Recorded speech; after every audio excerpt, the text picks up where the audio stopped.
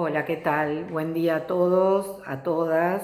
Gracias por estar en este nuevo encuentro en el marco del Sistema Integral de Atención al Público, este sistema que lo compartimos entre todos, el valor que tiene para nuestro organismo tener un SIAP, un sistema que integre a todos los ámbitos del SENASA, tanto centrales, áreas técnicas, operativas, regionales.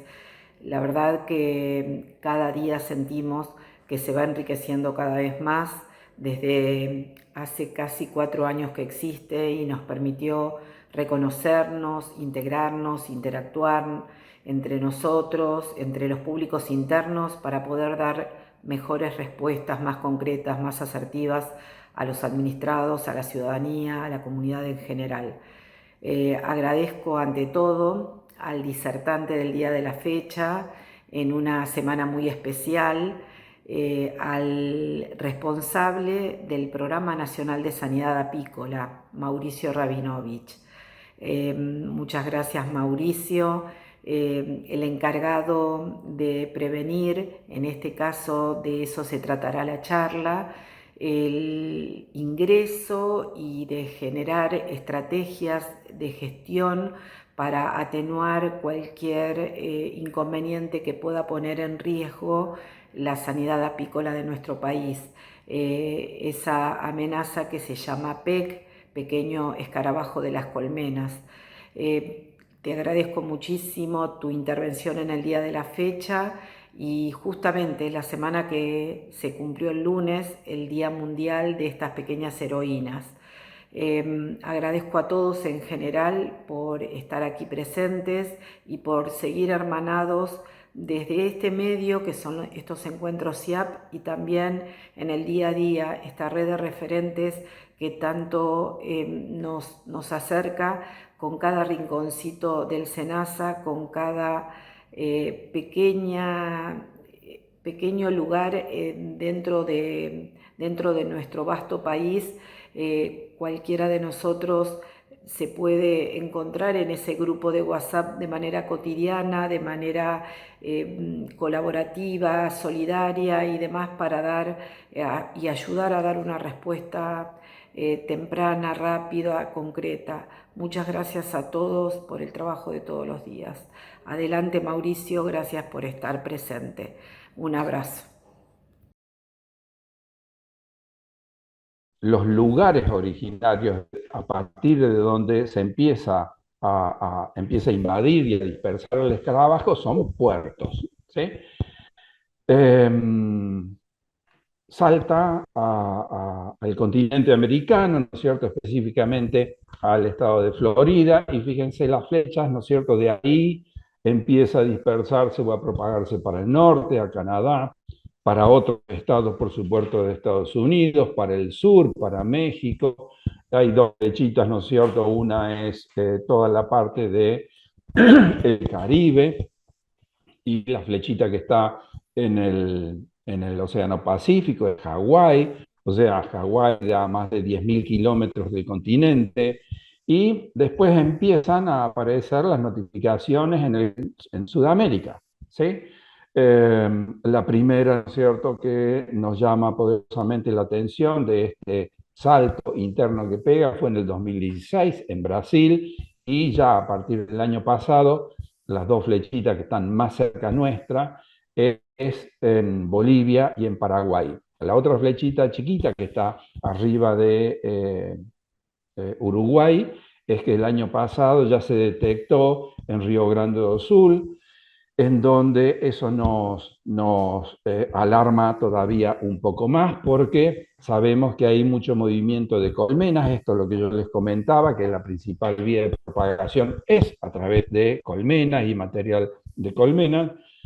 Hay mucho movimiento de colmenas entre Brasil y el norte de Uruguay. Por lo tanto, lo vemos con gran preocupación el hecho de que ya se haya detectado ahí, porque en realidad con cada vez el reloj tic-tac, tic-tac, quiere decir que está llegando cada vez más al cero, que es el momento en que eventualmente ya entre a nuestro país. Si se fijan, nosotros decimos y seguimos diciendo que está ausente en nuestro país.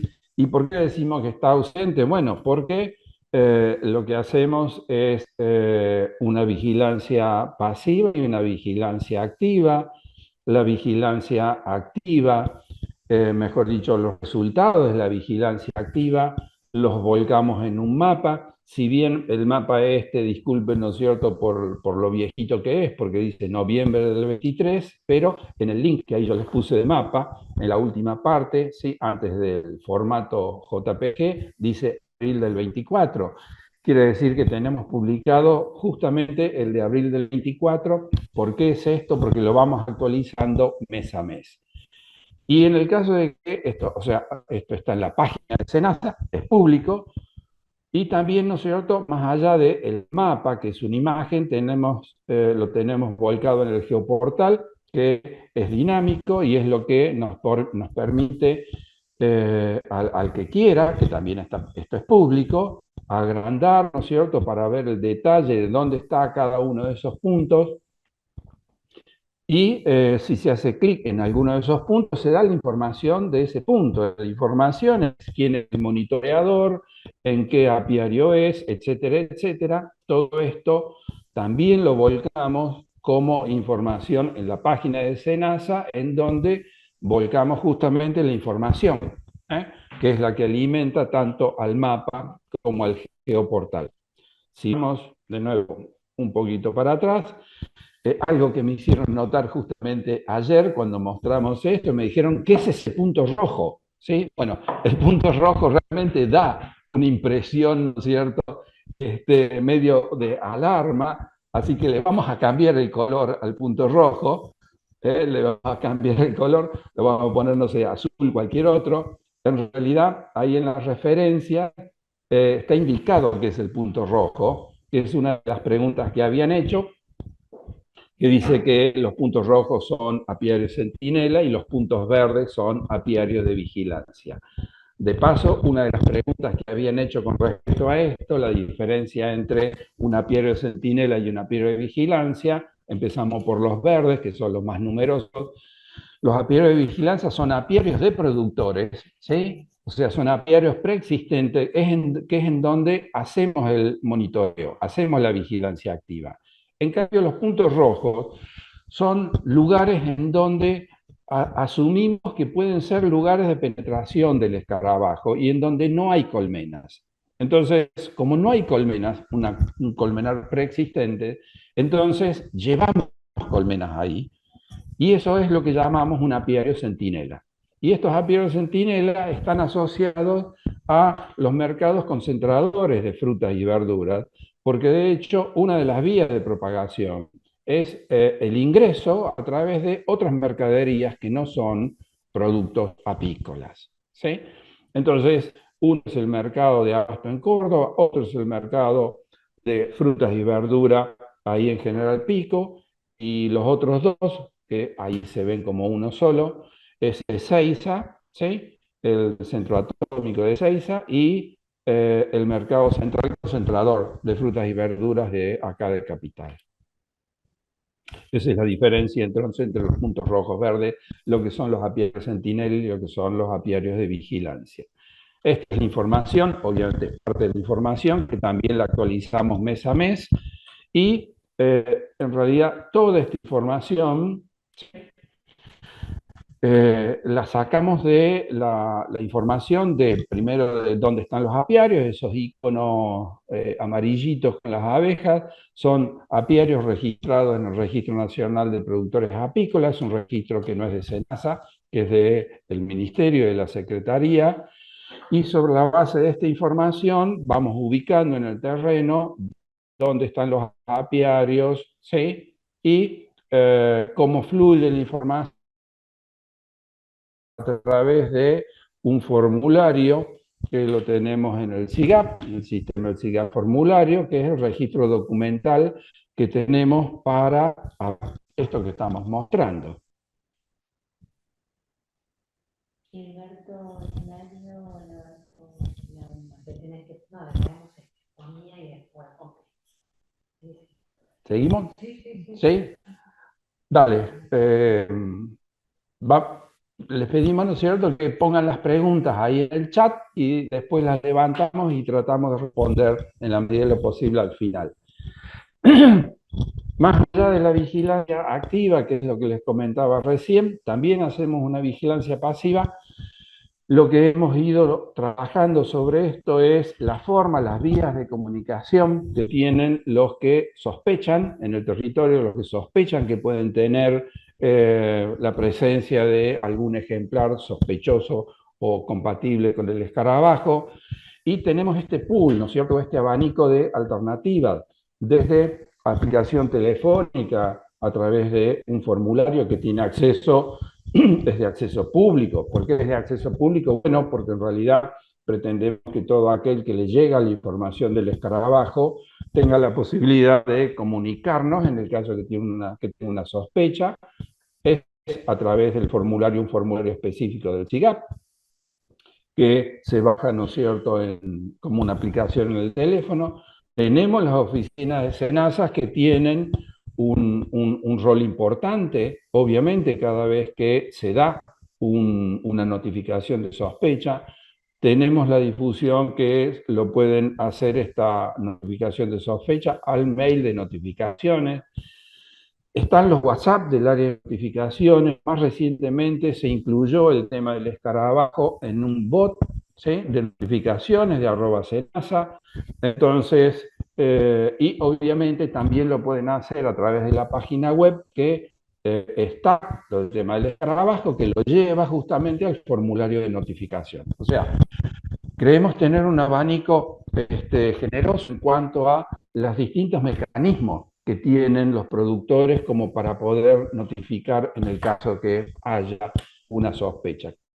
De hecho, las hubo, hicimos el recuento hace poco, tuvimos más de 20 sospechas de notificaciones y todas las notificaciones que fueron analizadas, ¿no es cierto?, realmente muy rápidamente en el laboratorio de SENASA. Cuando llega la sospecha al laboratorio de SENASA, hay un aviso previo, se va y se busca la muestra en particular y en la medida de lo posible, ese mismo día ya se hace la identificación.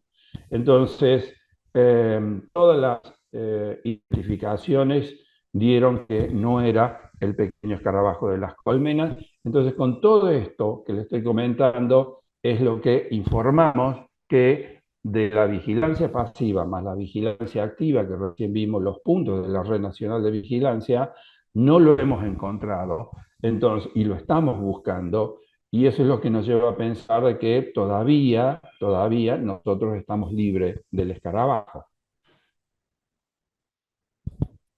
¿Por qué nos empieza a preocupar el tema del escarabajo? Bueno, este bicho, como todo bicho, ¿sí?, para poder vivir necesita alimentarse y necesita tener todos los nutrientes que requiere, desde proteínas, vitaminas, minerales, hidratos de carbono, etc. Y la realidad es que todo eso lo encuentra en un solo punto, que es una colmena, que es en donde coevolucionó con las abejas allá en el África subsahariana. Entonces, en un solo punto encuentra todos los recursos alimenticios que requiere, ¿sí?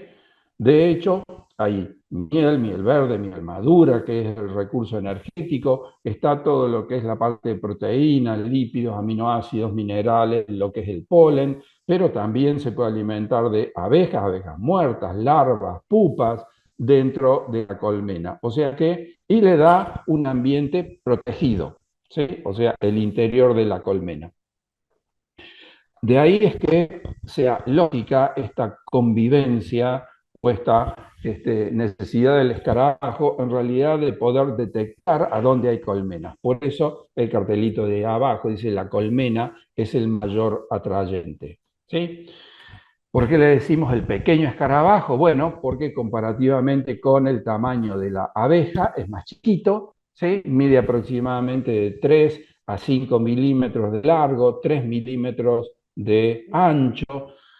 Entonces, esto es fácilmente visible para el ojo, no hace falta un equipamiento adecuado, ¿no es cierto?, para ver si es un escarabajo o no, la cuestión es si es el escarabajo o no, y para eso el mensaje es siempre ante la menor duda, hay que hacer la notificación. El ciclo del escarabajo nos muestra un panorama un poco complejo. ¿Por qué? Porque parte del ciclo lo cumple dentro de la colmena y parte del ciclo lo cumple fuera de la colmena. Los escarabajos tienen dimorfismo sexual, o sea, hay escarabajos hembras, escarabajos machos. En el caso que detecten una colmena, van a ir a las colmenas. Un problema, ¿no es cierto?, particular, como ahí el cartelito lo dice, es que los adultos son fotofóbicos, quiere decir que rehuyen de la luz. En los términos prácticos, esto significa que prefieren entrar a las colmenas hacia el atardecer, cuando en general ya no se está trabajando en las colmenas, así que es difícil percibir la entrada de los escarabajos a las colmenas cuando uno está trabajando en las colmenas en el campo. En la colmena es cuando se produce el cruzamiento entre machos y hembras, en la medida de lo posible, sí, sí, esto se permite, esto es muy complejo, ¿no es cierto? Pero en la medida que esto se dé así, las hembras van a poner huevos. Otra de las preguntas que hicieron fue, ¿qué es lo que causa el daño? ¿Sí? En las colmenas, bueno, lo causa justamente la etapa larvaria, son las larvas, no son los adultos, son las larvas que se alimentan de todos estos sustratos que recién les comenté. Las larvas son fotofílicas, ¿por qué? Porque cuando alcanzan ya el último estadio larval, son atraídas por la luz, salen de la colmena, o sea, se van de la colmena, van al piso, caminan sobre el piso y en la medida que encuentren condiciones adecuadas en el piso, lo que va a pasar es que se van a enterrar, van a cumplir la etapa de puposis, o sea, la transformación de larva a pupa y de pupa a adulto. Esta es la parte que cumple, es la parte del ciclo que se cumple fuera de la colmena, lo cual complejiza un poco más el tema. ¿Por qué? Porque una parte del ciclo lo cumple en el ambiente, no dentro de la colmena. Y también el otro cartelito que está ahí abajo a la izquierda dice que son oportunistas y carroñeros. ¿Esto qué quiere decir? Que si bien prefieren a las colmenas, el escarabajo puede sobrevivir en el ambiente sin la presencia de colmenas. ¿Por qué? Porque puede tomar otras fuentes, ¿sí?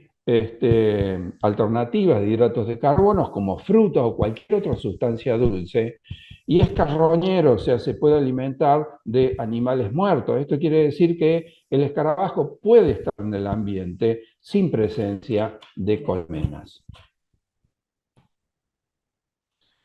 Lo que yo les comentaba recién es que, bueno, el daño, no el perjuicio, ¿sí?, a la actividad o a la cadena, el daño sobre las colmenas es cuando toda esta progresión de la hembra que pone huevos, que de los huevos salen las larvitas y de las larvitas empiezan a alimentarse de los sustratos alimenticios nutritivos que hay en la colmena, es cuando empezamos a hablar de colmenas gusaneras y es cuando hablamos ya de el colapso de las colmenas. ¿Por qué?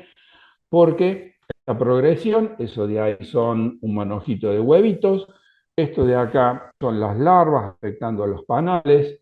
Las larvas, en la medida que se van atacando los panales y se van alimentando, las deyecciones de la larva van unas levaduras, ¿sí?, que es lo que genera esa película brillante en los panales, que se llama el limo, que queda depositado. Eso está plagado de estas levaduras en particular. Esas levaduras toman contacto con la miel. Si se fijan ahí en las celditas, van a ver como especies de burbujas, ¿sí? Esas burbujas es la miel fermentada. Empieza a fermentar la miel. La fermentación de la miel genera un aroma particular. Ese aroma particular actúa como una especie de repelente para abejas. Eso quiere decir que las abejas dejan de tratar de limpiar a donde están atacando las larvas.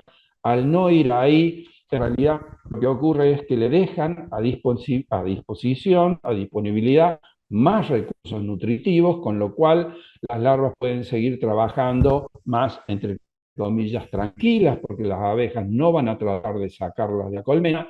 Entonces está habiendo una progresión, ¿sí? Un avance del ataque de esta etapa larvaria, hasta que finalmente ese aroma particular lo que hace es que no es que mata a la colmena, lo que hace la colonia de abeja al tratar de defenderse es irse de la colmena. Cuando se va de la colmena, en definitiva le deja todos los recursos que hay a los escarabajos. En esta última diapositiva, ¿no es cierto?, se ven esos cuadros, esos marcos. Abajo es brilloso, es la miel, miel fermentada, porque en la fermentación aumenta el volumen por la producción de gas, entonces se empiezan a chorrear miel y es otro síntoma de colmenas gusaneras, ¿sí? Esto que aquí se ve. ¿Qué es lo que pretendemos en definitiva frente a esta amenaza de ingreso del escarabajo en el país? Bueno, lo que pretendemos es, a través de la red de vigilancia activa y a través de lo que es la vigilancia pasiva, tratar de llegar lo antes posible, lo más pronto posible, al ingreso del escarabajo. ¿Para qué? Para que tratemos de contenerlo. ¿Por qué? Porque tenemos que trabajar en esa zona, en esos apiarios, como para tratar de impedir que se propague a lo largo del país. Y acá, ¿cómo hacemos o cómo tenemos pensado hacer esa contención? Bueno, en base a la información del lugar de los apiarios, que es lo que yo recién les mostré. Acá también vale una diferencia o hacer una aclaración, que absolutamente todos los puntos de monitoreo que tenemos en la red de vigilancia son puntos que hemos chequeado, o sea, son el geoposicionamiento real de esos apiarios. De eso no tenemos duda porque lo chequeamos. Ahora, una vez que tengamos el primer positivo en el país detectado en un apiario, establecer una zona de contención significa establecer un radio y ver todos los apiarios que hay en esa zona. En ese caso nos preguntamos si en esa zona están todos los apiarios que realmente están, ¿sí? Y de la información que tenemos de los apiarios, si esos apiarios están realmente donde indican estar. Bueno, en ese caso, estamos dentro de una de nuestras debilidades. ¿Por qué? Porque tenemos una cantidad muy grande de ejemplos, en donde tenemos la certeza que parte importante de la información, ¿sí?, que tenemos respecto de dónde están los apiarios no es confiable. A modo de ejemplo, realmente tenemos una cantidad muy grande, ¿sí?, que habla nuestra postura de no tener confianza en esta información. Y es esta, valga como muestra, ¿sí? Un apiario en el medio de los cerros, de las montañas de Jujuy, en donde no se ven caminos de acceso, y de hecho este apiario en particular indicaba tener una cantidad de colmenas inusitadamente alta, es inexistente eso en la realidad, lo cual nos indica que ese punto en realidad no existe. Entonces nos preguntamos cuántos puntos de los que tenemos no existen y cuántos de los que existen no los tenemos como punto. Por otro lado, una característica de nuestro sector, de nuestra cadena apícola, de la producción primaria, es el movimiento de las colmenas que van a distintas regiones apícolas a través de lo que es la transhumancia. Esta es una diapositiva que presentamos en el Centro Regional NOA Norte, en donde a priori se pensaba, se creía que había poco flujo, poco movimiento de colmenas hacia esas provincias, aún hoy en día, con el problema, ¿sí?, de los costos elevados que tenemos, ¿no es cierto?, en combustible, en movimiento y demás. Bueno, lo que hemos visto, ¿no es cierto?, es que existe este flujo de colmenas de todas estas provincias hacia Noa Norte, que es una de las zonas de mayor riesgo de ingreso por estar al lado de Bolivia y de Paraguay. Y esta información nosotros tenemos a través del DTE, de todos aquellos que mueven las colmenas con DTE. Estas flechas significan que en una época del año van para allá, pero que también se mueven entre provincias, entre Salta y Jujuy, y después vuelven a sus respectivos lugares de origen y después se mueven a otras provincias del país. Esto es lo que nos da potencialmente es una propagación, ¿sí?, posible del PEC extremadamente grande y peligrosa. Y esta información, como está ahí en la diapositiva, la sacamos con lo que nos provee la información de los DTE. Sin embargo, sabemos que por cada DTE que se saca para mover colmenas, hay una cantidad enormemente alta de movimientos de colmenas que se hacen sin DTE. Por lo tanto, es un motivo de gran preocupación todo este movimiento que existe en el país sin tener conocimientos nosotros del mismo, con el potencial riesgo de propagación rápida e inmediata a lo largo del país. Bueno, ¿cuáles son algunas de nuestras preocupaciones con respecto al tema del PEC? ¿Sí? Es que hoy seguimos diciendo de que no lo tenemos por todo lo que recién les comenté. Y una de las preocupaciones que tenemos es esto que les comentaba respecto del registro de los productores en el RENAPA, que necesitamos que sea lo más verosímil posible, o sea, que podamos creer en la información que estamos viendo. Y esto se logra, entre otras medidas, con campañas de inscripción, de difusión e inscripción, actualización de la información, la verificación de esta información desde el SENASA. Yo voy a hacer hincapié en estos problemas de debilidades, ¿no es cierto?, desde el SENASA. Implican acuerdos de los centros regionales, ¿no es cierto?, con las provincias, justamente para tener un mayor nivel de conocimiento real de la situación apícola en cada una de esas provincias. Bueno, esto, que por ahí puede parecer simple, en realidad es bastante complejo de concretarlo, ¿sí? Otro de los aspectos que recién les comenté es la información de los DTs, para los cuales deberíamos tener un control efectivo de movimientos de colmenas a lo largo del país. Esto que, de nuevo, parece simple, en realidad también es complejo de tener, ¿sí? Por la experiencia de lo que ha ocurrido con el PEC en otros países, ¿sí? Vamos a volver acá atrás, del PEC en otros países, nosotros tenemos establecimientos apícolas que se dedican a la producción y multiplicación, lo que llamamos de material apícola vivo, es lo que comúnmente se conocen como cabañas apícolas, que producen y venden, ¿sí? Si bien tenemos el marco normativo en donde se establece que todos los apieros, todos los apicultores que se dedican a esto, tienen que estar en un registro de cabañas. ¿Por qué? Porque tienen que tener un seguimiento sanitario. La realidad es que no todos los que se dedican a eso están en este registro. Por lo tanto, deberíamos tener las alternativas, las vías de poder llegar a todos estos establecimientos para invitarlos a que se registren, para que tengan este seguimiento y no estén, entre comillas, en la clandestinidad. Bueno, esto lo estamos llevando ahora, llevando adelante, ¿no es cierto?, con el área de fiscalización digital, y en principio es un trabajo que no es tan complejo hacer, ¿sí?